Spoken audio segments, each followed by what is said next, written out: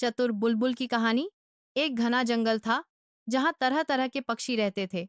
उसी जंगल में एक प्यारी सी बुलबुल चिड़िया भी रहती थी। उसका नाम था गुंजन। गुंजन की आवाज बहुत मीठी थी और उसकी सुबह की चहचहाट पूरे जंगल को खुश कर देती थी। गुंजन हर दिन ताजी हवा में उड़ती, फूलों पर बैठती और मधुर गाने गाती। लेकिन एक दिन जंगल में एक चालाक बिल्ली आई। उसका नाम था काली। काली को चिड़ियों को पकड़ने का बड़ा शौक था। एक दिन काली ने गुंजन को देखा और सोचा, अगर मैं इसे पकड़ लूं तो मजा आ जाए। काली ने एक पेड़ के नीचे जाल बिछाया और उस पर ढेर सारे चावल बिखेर दिए।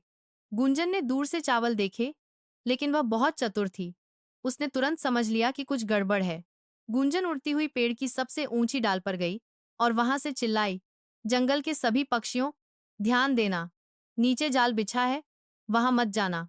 गुंजन की चेतावनी से सारे पक्षी बच गए। काली का प्लान फेल हो गया।